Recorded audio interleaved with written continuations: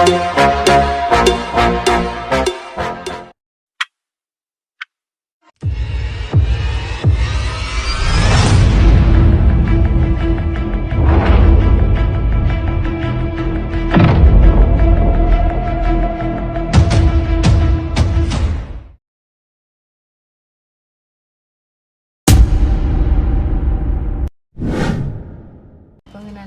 Birokrasi dalam sektor perkhidmatan awam merujuk kepada proses dan prosedur pentadbiran yang kompleks dan bergerak perlahan dalam menguruskan perkhidmatan kerajaan. Birokrasi ini merupakan elemen penting dalam penyampaian perkhidmatan awam. Birokrasi yang berlebihan boleh menyebabkan ketidakcekapan, kelewatan dan kekecewaan bagi pejabat awam dan rakyat. Sektor ini diuruskan oleh birokrat yang bertanggungjawab dalam membuat keputusan dan melaksanakan dasar. Birokrasi ini boleh ditaktifkan sebagai sistem pentadbiran yang dicirikan oleh peraturan yang ketat, kuasa, hierarki dan pembahagian kerja yang jelas. Seterusnya ialah sektor perkhidmatan awam. Sektor penjawat awam ini merujuk kepada bahagian tenaga kerja yang diambil bekerja oleh kerajaan dan bekerja di pelbagai sektor agensi dan jabatan kerajaan. Penjawat awam ini adalah individu yang telah diambil bekerja dalam jabatan pentadbiran, teknikal atau profesional dalam kerajaan. Mereka juga bertanggungjawab untuk menjalankan pelbagai tugas seperti mengutip cukai, mengaplikasikan undang-undang, mentadbir program awam dan menyediakan perkhidmatan kepada rakyat. Penjawat awam ini merupakan bahagian yang paling penting dalam keseluruhan tenaga kerja kerajaan dan memainkan peranan penting bagi memastikan program dan perkhidmatan kerajaan disampaikan dengan cekap dan berkesan kepada orang ramai. Birokrasi yang bermakna penyalahgunaan kuasa yang digunakan sebagai kesempatan oleh majikan atau individu ke atas tanggungjawab atau amanah yang dipertanggungjawabkan oleh kerajaan.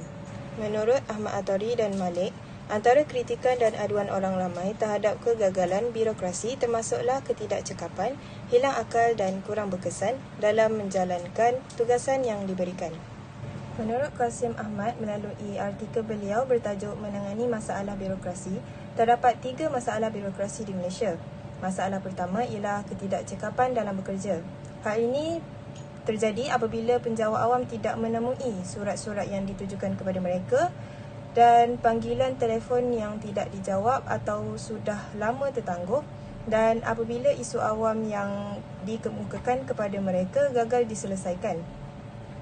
Seterusnya adalah masalah birokrasi yang kedua yang diutarakan oleh Qasim Ahmad juga, ialah ketiadaan kaedah atau sistem kerja yang betul. Hal ini terjadi apabila sebarang masalah yang timbul hanya boleh dibincangkan dengan penjawat awam tertentu. Apabila pegawai berkenaan berada di luar pejabat atas apa jua sebab, masalah berkenaan tidak dapat dibincangkan dengan pegawai yang lain sama ada oleh kerana pegawai berkenaan mempunyai kuasa yang terhad atau kerana pegawai yang lain tidak dimaklumkan mengenai tindakan atau keputusan berkaitan isu tersebut. Masalah birokrasi yang ketiga pula ialah dasar kerajaan yang dihalang oleh rasuah, pembaziran dan penyelewengan. Menurut Qasim, apabila kaki tangan kerajaan dihantar ke luar negara, kerajaan mengharapkan agar mereka pulang dengan sumbangan berguna yang boleh digunakan untuk kebaikan orang awam. Tapi sebaliknya, tiada maklumat berguna mengenai amalan kerajaan, walaupun pada hakikatnya ramai pegawai telah dihantar untuk mengkaji sistem amalan kerajaan di pelbagai negara.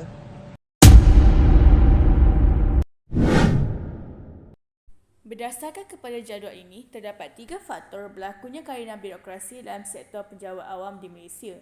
Dapatan kajian menunjukkan bahawa 10 orang responden iaitu 33.3% memilih skala setuju bahawa ketulusan yang kurang daripada penjawat awam merupakan faktor berlakunya keainan birokrasi, manakala seramai 20 orang responden iaitu 66.7% memilih skala tidak setuju. Selain itu, seramai 18 orang responden iaitu sebanyak 60% memilih skala sangat setuju bagi faktor gaji pekerja sektor awam yang kurang lumayan akan menyebabkan berlakunya kelainan birokrasi. Manakala, seramai 6 orang responden iaitu 20% memilih skala setuju dan seramai 6 orang responden iaitu 20% memilih skala tidak setuju.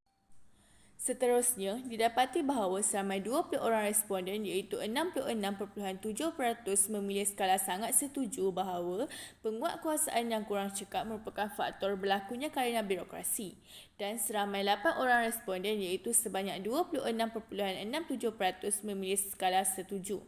Manakala, seramai 2 orang responden iaitu 6.7% memilih skala tidak setuju. Secara umumnya, terdapat beberapa faktor yang menyebabkan berlaku kelainan birokrasi dalam sektor penjawat awam. Faktor pertama adalah kurangnya ketelusan daripada penjawat-penjawat awam. Hal ini dikatakan sedemikian kerana penjawat awam yang kurang telus akan mewujudkan satu keadaan di mana proses membuat keputusan menjadi lambat dan keliru. Sebagai contohnya, penjawat awam akan cenderung membuat keputusan berdasarkan kepada kepentingan peribadi atau keputusan yang berat sebelah. Oleh itu, kekurangan ketelusan penjawat-penjawat awam ini akan menjejaskan kredibiliti perkhidmatan awam dan membawa kepada cabaran dalam birokrasi. Selain itu, faktor berlaku kelainan birokrasi dalam sektor penjawat awam yang kedua adalah gaji yang ditawarkan kurang lumayan. Hal ini dikatakan sedemikian kerana gaji yang rendah akan menyebabkan berlaku ketidakcekapan dalam sektor perkhidmatan awam. Sebagai contohnya, gaji yang rendah akan menyebabkan semangat kerja penjawat awam menjadi sangat lemah dan motivasi yang berkurangan. Oleh itu, tawaran gaji yang sedikit ini akan menyebabkan kadar kerja penjawat awam menjadi lebih perlahan.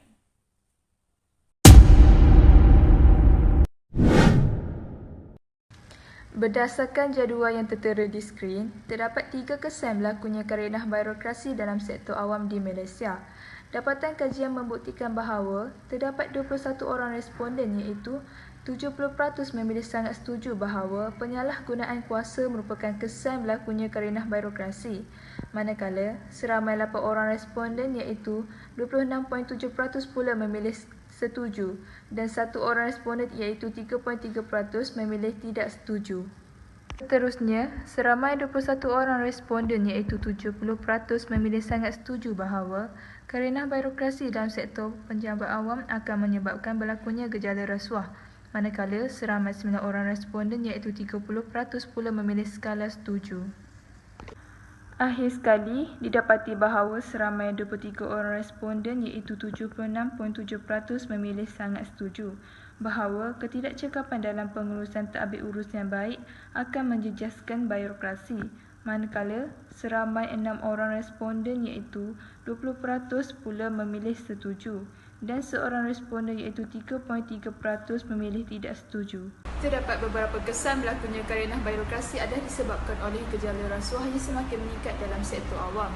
Birokrasi yang tidak efektif atau tidak efisien di sektor awam seringkali menjadi faktor penyebab timbulnya gejala rasuah.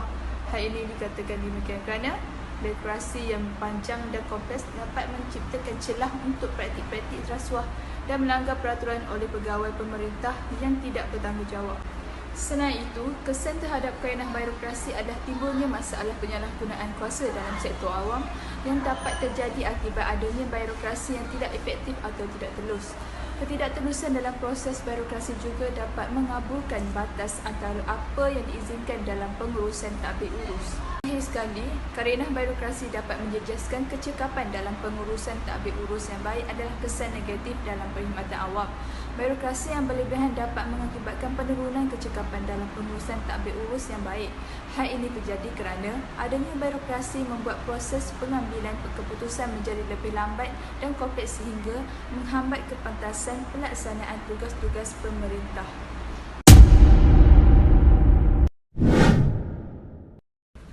Berdasarkan jadual yang tertera di skrin, Didapati bahawa terdapat 3 langkah yang berbeza untuk menangani kerenah birokrasi dalam sektor penjawat awam di Malaysia.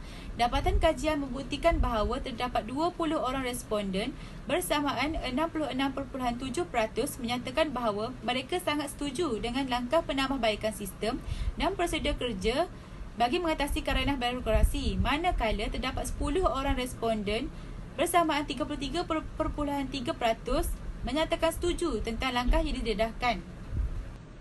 Langkah pertama untuk mengatasi kerenah birokrasi dalam sektor perkhidmatan awam di Malaysia adalah memperkemaskan sistem dan prosedur kerja. Agensi kerajaan perlu menjalankan kajian dan berusaha untuk memberikan perkhidmatan yang cekap dan mencegah sebarang penyelewengan dalam pengurusan sektor awam.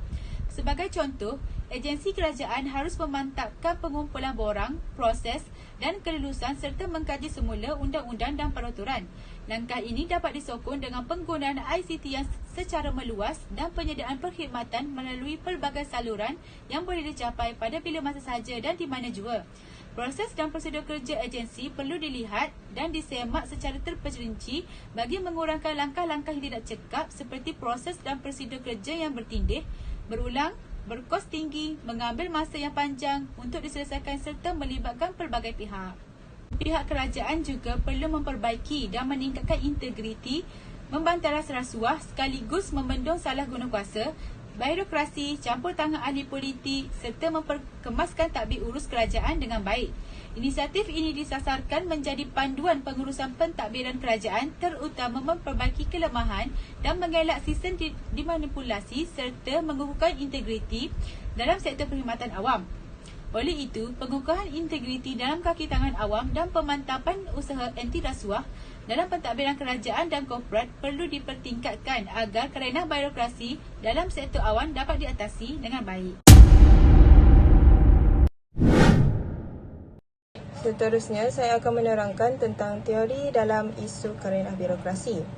Isu kerenah birokrasi ini boleh dianalisis dan difahami melalui kerangka teori yang berbeza, bergantung kepada perspektif dan tahap analisis yang diterima pakai. Terdapat 5 teori dalam isu kerenah birokrasi.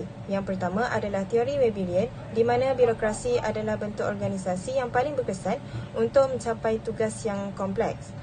Yang kedua adalah teori principal agent, di mana ia sering digunakan untuk menganalisis isu seperti accountability, pemantauan dan penjajahan insentif. Yang ketiga adalah teori pilihan awam. Teori ini menggunakan prinsip ekonomi untuk kajian keputusan awam. Yang keempat adalah teori institutionalism yang dikategorikan kepada pelbagai subbidang termasuk sejarah, pilihan nasional dan sosiologi, dan yang terakhir adalah teori peringkat jalanan di mana peranan birokrasi barisan harapan seperti polis dalam melaksanakan dasar dan menyampaikan perkhidmatan.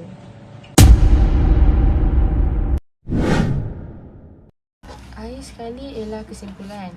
Birokrasi perlu wujud dalam perkhidmatan awam. Ciri-ciri birokrasi yang sempurna merupakan medium utama dalam proses penyampaian perkhidmatan. Birokrasi ini merupakan satu kaedah terbaik dalam mencorakkan sesebuah organisasi. Namun, sekatan-sekatan pentadbiran yang wujud dalam organisasi tersebut menjadi batas antara penyampai dan penerima perkhidmatan. Kerana birokrasi ini secara tidak langsung memberi kesan kepada keberkesanan penyertaan rakyat dalam pentadbiran kerajaan. Kerana birokrasi ini sedikit sebanyak telah mencelakakan imej negara Malaysia di mata dunia.